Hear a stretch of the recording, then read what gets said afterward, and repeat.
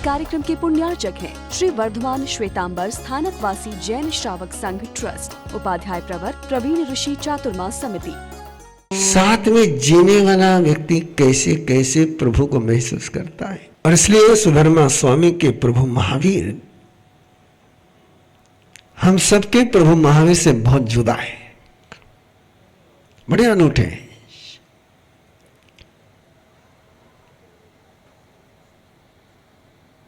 ये महावीर आपको किसी चरित्र में नहीं मिलेंगे, ये महावीर आपको किसी पद्म पुराण में नहीं मिलेंगे, ये महावीर आपको किसी त्रिसृष्टि शलाका में नहीं मिलेंगे।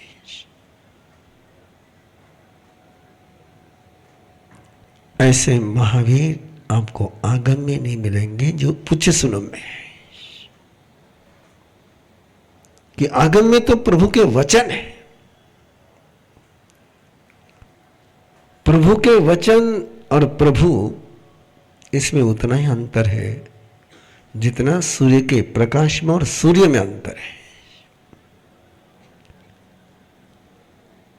प्रकाश में रहना और सूर्य में रहना, इसका अंतर यदि महसूस कर सको तो प्रभु के वचन और प्रभु में वही अंतर है। फूल की खुशबू और फूल में कितना अंतर है।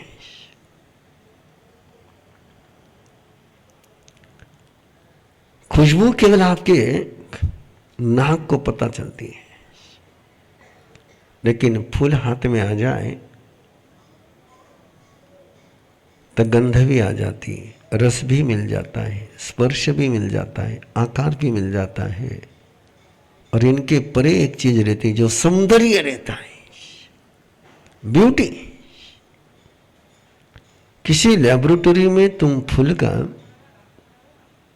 एनालिसिस करोगे तो फूल में क्या क्या इंटीग्रेट है, कितना कैल्शियम है, कितना वाटर है, कौन सा क्या विटामिन है, उसकी सारी प्रॉपर्टी आपको मिल जाएंगी। लेकिन वो सारी प्रॉपर्टी आपको कोई दे दे तो आप फूल बना सकोगे? एनालिसिस के द्वारा वस्तु में क्या है पता चल सकता है, लेकिन वो सारी वस्तु मिलकर के आप वस्तु नहीं बना सकते हो, सौंदर्य नहीं बना सकते हो। इसलिए परमात्मा में ज्ञान है, दर्शन है, चरित्र है, तप है, वीर्य है, यथाख्यात चारित्र है। ये सारी जानकारी मिलने के बाद भी प्रभु हाथ से खो जाते हैं कि प्रभु का सौंदर्य उसमें नहीं आता है। ये सारी रिपोर्ट लैबोरेटरी की रिपोर्ट है, ज्ञान दर्शन चरित्र है। और सुधर्मा स्वामी की जो अनुभूति है वो सीधी फूल की अनुभूति है।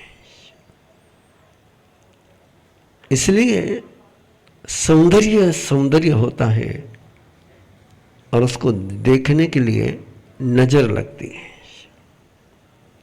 गधे को ताजमहल के पास ले जाकर खड़ा किया, क्या लगेगा उसको? ताजमहल लगेगा। क्या लगेगा उसको? दीवार,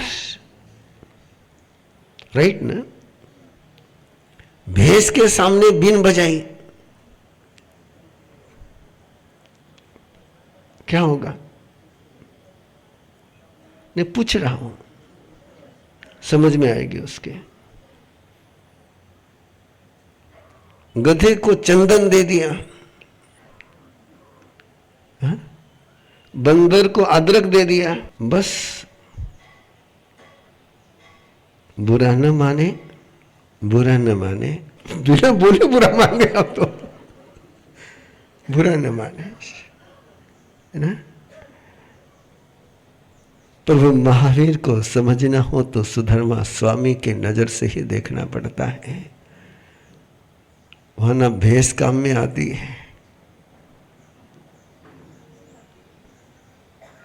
न गधा काम में आता है, न बंदर काम में आता है ना? धन्यम व सद्धान अनुत्तरेवु चंदो तारा न माहन भावे गंधे स्व चंदन माहु सेठम एवं मुनिनम अपड़िन माहु, अपड़िन माहु, अप्रतिज्ञा।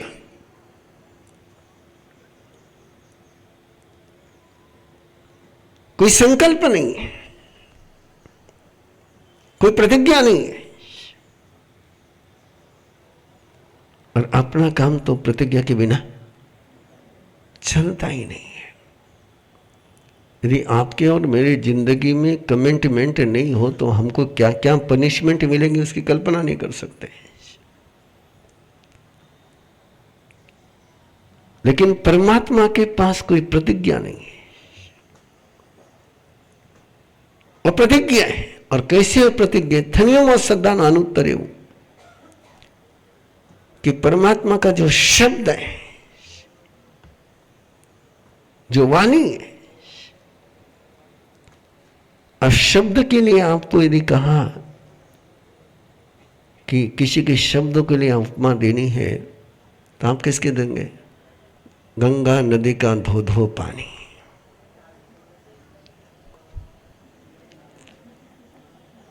कोयल स्वर, क्या आवाज है। तीर्थेश्वर जी को आप क्या कहोगे? ओजस दर्शन जी को आप क्या कहोगे? कोयल कंठी। लेकिन सुधर्मा स्वामी को जब पूछा कि परमात्मा का शब्द कैसा है, तो ना उनको कोयल दिखा ना शेर दिखा, उनको केवल एक ही दिखा, बादलों की गर्जना, मेघ गर्जना। मेघ गर्जना को कई बार तुमने सुना होगा। उजाला पहले आता है कि शब्द पहले सुनाई देता है। बादल जब टकराते हैं, उस टकराने के कारण से शब्द बनता है। उस शब्द के साथ केवल शब्द नहीं बनता तो प्रकाश बनता है। क्या बनता है? और अपने शब्द से क्या बनता है? हेलो। अपने शब्द से दिए जलते हैं कि बुझते हैं? देख लेना एक बार। और मेघ गर्जना होती है तो प्रकाश तो पहुंचता पहले है, शब्द बाद में सुनाई देते हैं। और केवल प्रकाश पहुंचता यही बात नहीं,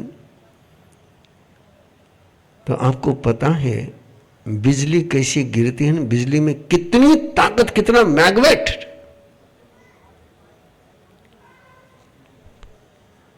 तुम्हारे सारे रिएक्टर्स, एटम रिएक्टर्स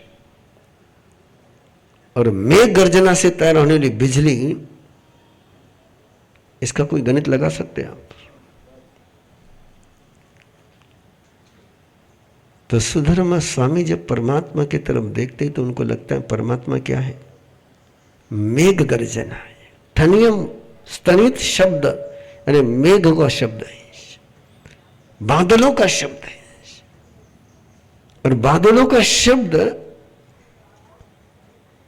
बादल सॉलिड होते हैं क्या?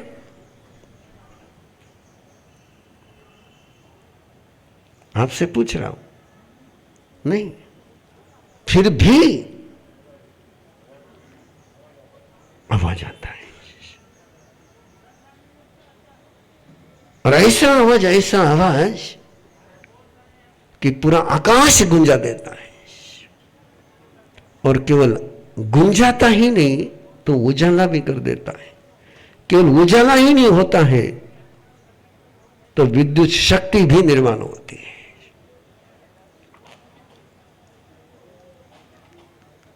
तीर्थंकर महावीर की दिव्य ध्वनि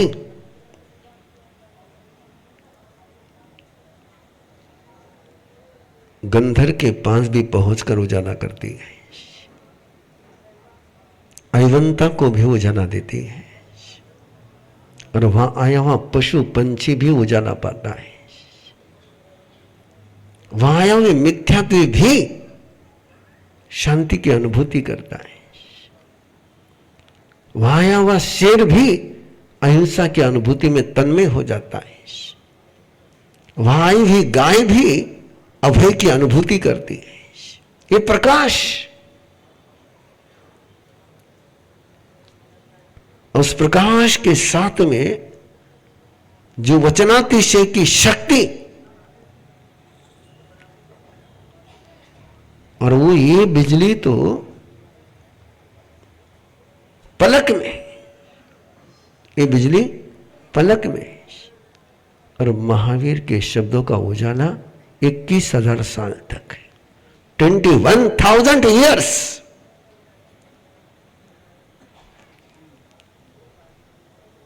धन्यम सदान अनुत्तरेव। क्यों? कि अप्रतिज्ञा है, जैसे मेघ गर्जना की कोई प्रतिज्ञा नहीं है, उस प्रकाश का कोई फोकस नहीं है, उस उजाले का कोई फोकस नहीं, विद्युत शक्ति का भी कोई फोकस नहीं। Open to all dimension.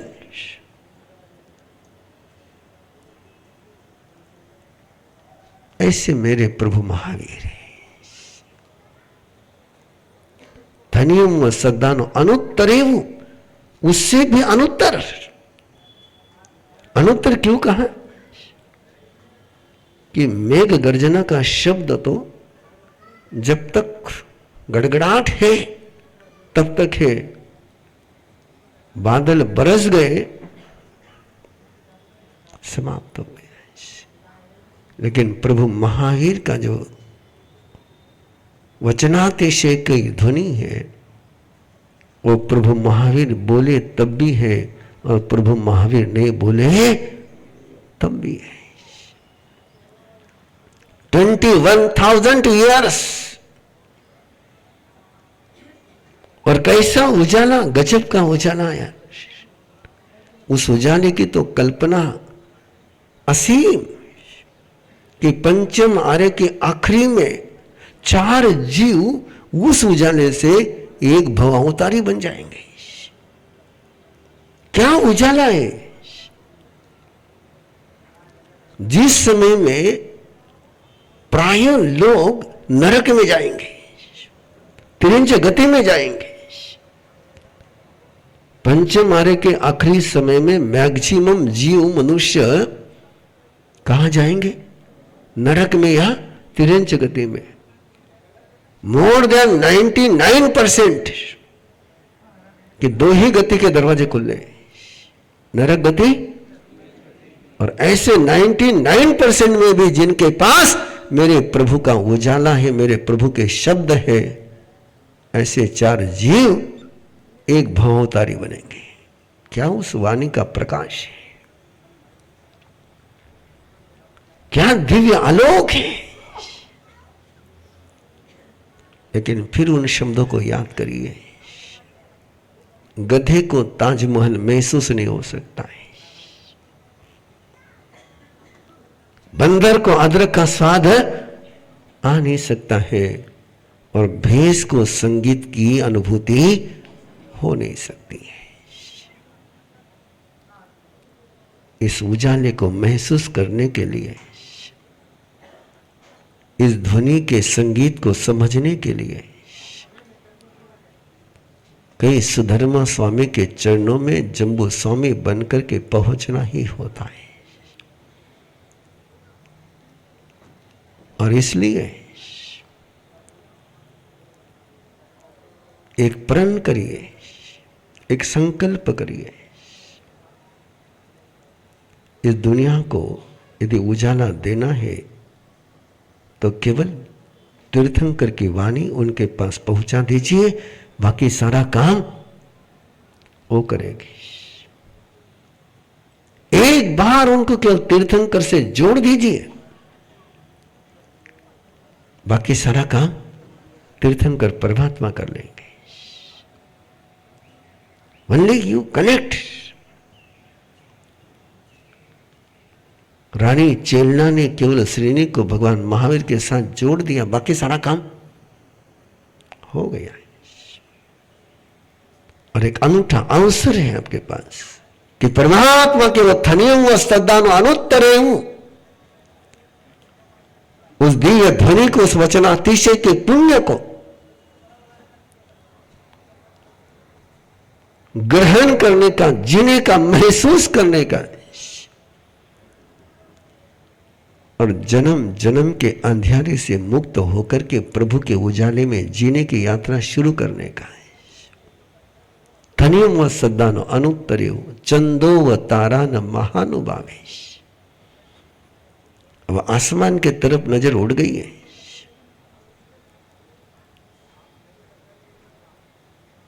पहले धरती पर थी, कहीं पहाड़ी पर थी, अब नजर कहां उतरी? आसमान के तरफ। एक अनूठे सत्र का प्रारंभ होने जा रहा है। मृत्युंजय संलेखना साधना का प्रयोग।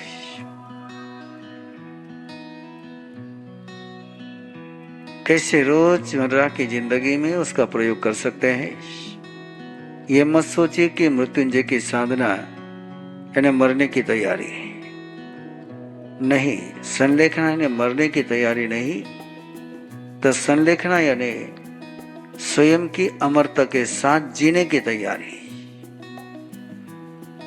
स्वयं का जो अमर स्वभाव है, अमृत का स्वरूप है स्वयं का, उसकी जागरण की कला, उसकी जागरण की विधि, और वो जितनी जरूरी इस शरीर से विदा लेते समय है, उतना इस शरीर में जीते हुए भी